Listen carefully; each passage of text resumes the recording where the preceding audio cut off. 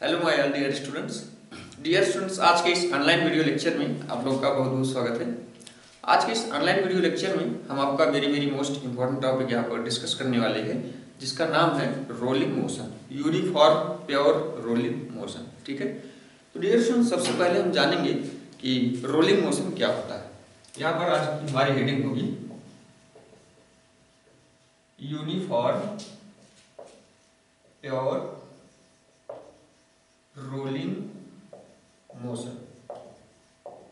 ठीक है, तो डियर स्टूडेंट्स, रोलिंग मोशन सबसे पहले तो हम यहाँ पर इंट्रोड्यूस करना चाहेंगे।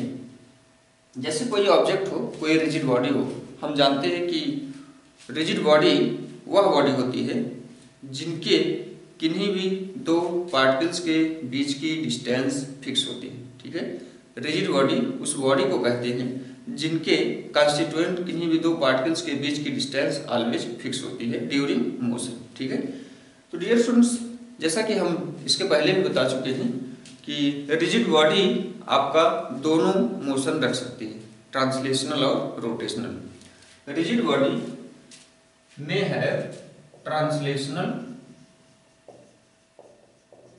Plus rotational. ठीक है, तो डियर स्टूडेंट्स, अगर कोई रिजिड बॉडी ट्रांसलेशनल और रोटेशनल दोनों मोशन एक साथ रख रहा है तो इसको हम बोलते हैं rolling motion.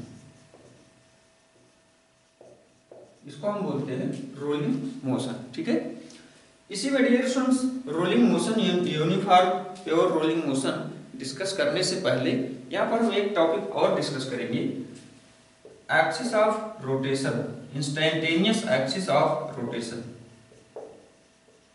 Instantaneous axis of rotation. मान लो डियर स्टूडेंट्स कि कोई रिजिड बॉडी है हमारे पास, कोई ये रिजिड बॉडी है या किसी फिक्स्ड एक्सिस के थ्रू रोटेट कर रही है, या फिक्स्ड एक्सिस हमने ए बी सपोज कर लिया। इस ए बी एक्सिस के थ्रू यह रिजिड बॉडी रोटेशनल मोशन कर रही है। ठीक है, तो डियर स्टूडेंट्स, हमने आपको जैसा कि बता रखा है इसके पहले, ये जो एक्सिस ऑफ रोटेशन है, इस एक्सिस ऑफ रोटेशन पर आप कोई भी कहीं भी एक फिक्स्ड पॉइंट ले सकते हो। ठीक है, जैसा हमने एंगुलर मोमेंटम के केस में भी बताया था कि यहाँ पर, या हमने आपको टार्क के केस में भी बताया था कि इस एक्सिस ऑफ रोटेशन पर कहीं भी कोई भी पॉइंट, कोई भी फिक्स्ड पॉइंट ले सकते हो। ठीक है, जिस एक्सिस के थ्रू यह रिजिड बॉडी रोटेट कर रही है। तो डियर स्टूडेंट्स, इन पॉइंट्स को, इन फिक्स्ड पॉइंट्स को मिलाती हुई ये जो लाइन है, इसी को हम बोलते हैं इंस्टेंटेनियस एक्सिस ऑफ रोटेशन।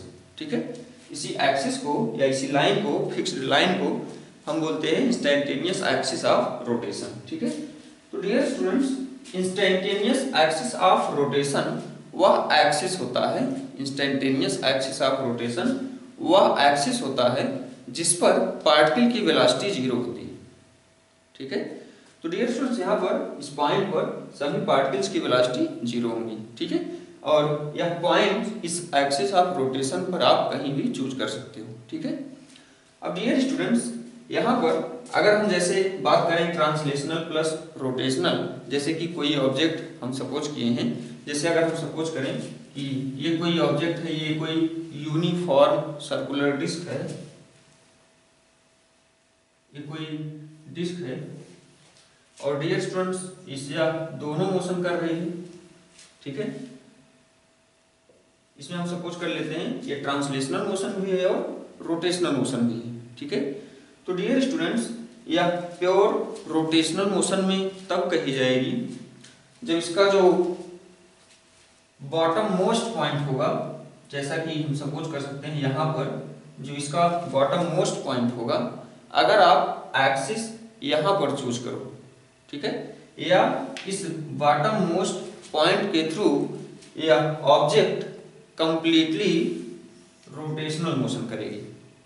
ठीक है, जैसा कि यहाँ भी हमने आपको बता रखा है, ये जो पॉइंट्स थे जो जिनकी वेलोसिटी जीरो थी, जिनको आप इन पॉइंट्स को, जिनको आप रेफरेंस पॉइंट नाम देते थे, इन रेफरेंस पॉइंट्स को मिलाती हुई लाइन को आप एक्सिस ऑफ रोटेशन बोले थे, ठीक है।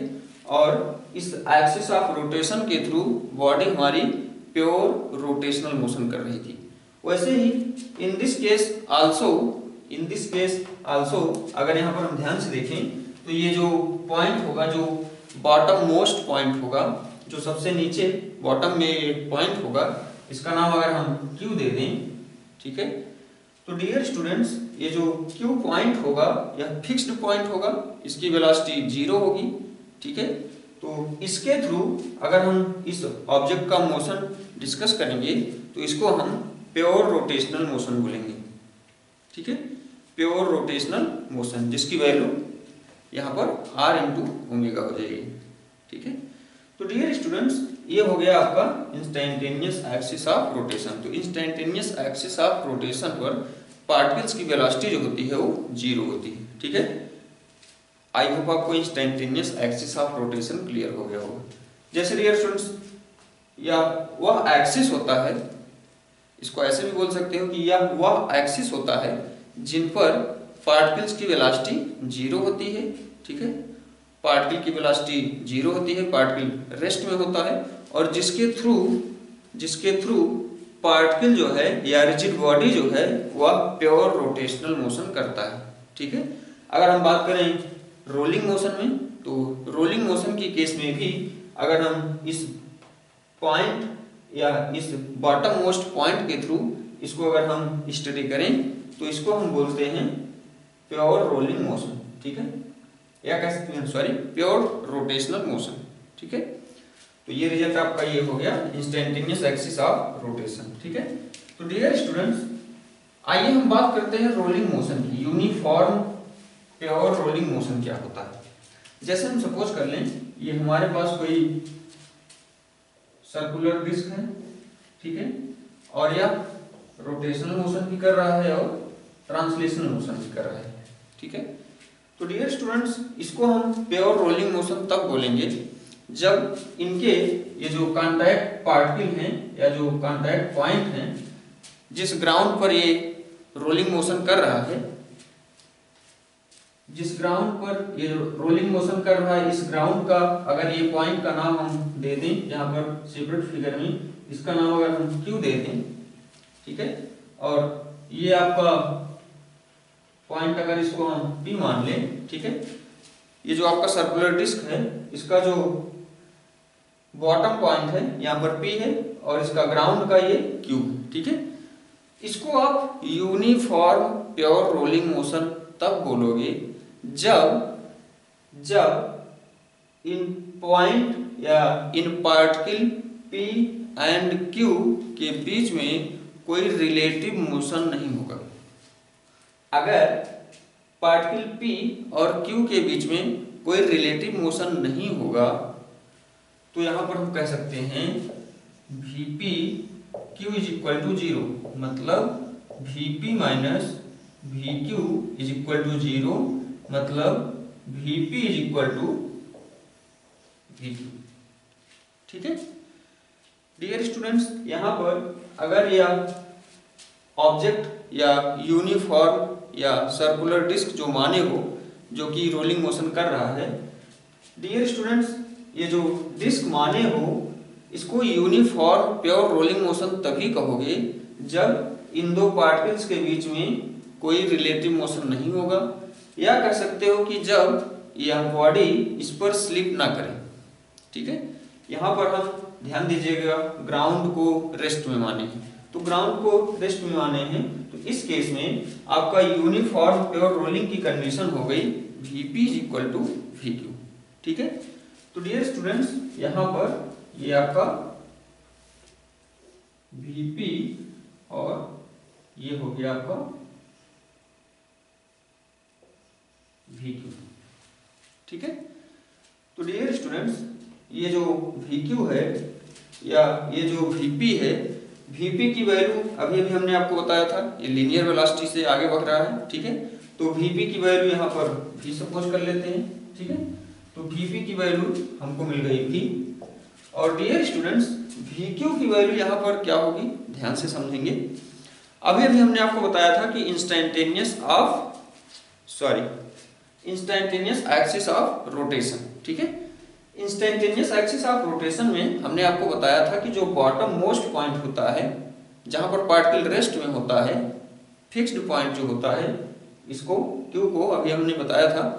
तो इसके थ्रू अगर इसका मोशन हम डिस्कस करते हैं, इस ऑब्जेक्ट का मोशन अगर हम डिस्कस करते हैं, तो यह ऑब्जेक्ट प्योर रोटेशनल मोशन इस पॉइंट के थ्रू शो करते हैं, प्योर रोटेशनल मोशन, ठीक है। तो dear students pure rotational motion अगर ये पार्टिकल यहाँ पर करेगा इस क्यू के थ्रू, क्यू पॉइंट के थ्रू, तो इसको हम बोलेंगे V Q is equal to R omega. तो यहाँ पर वीपी इज इक्वल टू, तो वी हो जाएगा हमारा, VP is equal to V हो जाएगा और V Q is equal to R omega हो जाएगा। तो यहाँ से हम इसको V is equal to R into omega कह सकते हैं। यूनिफॉर्म प्योर रोलिंग की कंडीशन है, ठीक है। अगर डियर स्टूडेंट्स यहाँ पर हम केस सपोज कर लें, केस फर्स्ट यहाँ पर अगर हम सपोज कर लें कि Vp is greater than Vq है, Vp is greater than Vq है। डियर स्टूडेंट्स यहाँ पर यूनिफॉर्म प्योर रोलिंग का मतलब जैसा कि अभी अभी हमने आपको बताया कि इन दो ऑब्जेक्ट या बॉडी या कह सकते हो एक जो ग्राउंड है, जिस ग्राउंड पर यह ऑब्जेक्ट मोशन कर रहा है, ठीक है, इन दोनों के बिटवीन स्लिपिंग नहीं होनी चाहिए, नो स्लिपिंग, ठीक है, तभी आप इसको बोलोगे यूनिफॉर्म प्योर रोलिंग। यहाँ पर Vp is greater than Vq हो, तो इसको अगर हम इस केस में डिस्कस करेंगे तो इसको हम बोलेंगे फॉरवर्ड स्लिपिंग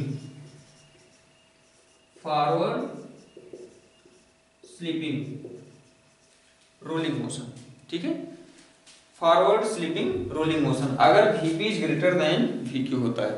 अगर Vp is less than Vq होता है, केस सेकेंड यहां पर नोट कर दे रहे हैं, केस सेकेंड में if Vp is less than Vq होता है, तो Vp is less than Vq के केस में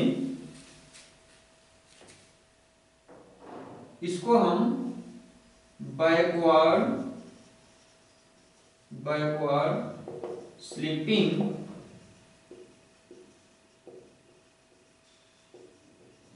रोलिंग मोशन, ठीक है। अगर आपका Vp is greater than Vq होता है, इसको हम फॉरवर्ड स्लिपिंग बोलते हैं, और अगर Vp is less than Vq होता है, इसको हम बैकवर्ड स्लिपिंग रोलिंग मोशन बोलते हैं, ठीक है। और Vp is equal to Vq होता है, तो इसको हम यूनिफॉर्म प्योर रोलिंग मोशन बोलते हैं, ठीक है। तो डियर स्टूडेंट्स ये था हमारा यूनिफॉर्म प्योर रोलिंग मोशन, ठीक है। तो uniform pure rolling motion I hope आपको क्लियर हो गया होगा। यहाँ पर इन कंडीशंस को याद रखेंगे। अब डियर स्टूडेंट्स इसमें आइए अगर हम सपोज कर लें नेक्स्ट कंडीशन में, इसमें जैसा कि हमने आपको बताया था कि ये जो ग्राउंड है, इस ग्राउंड को हम रेस्ट में माने थे। अगर ये ग्राउंड रेस्ट में था तब आपने देखा कि जो हमारी कंडीशन आती थी Vp is equal to Vq आता था, ठीक है। डियर स्टूडेंट्स अगर हम यहाँ पर सपोज कर लें आगे, इफ ग्राउंड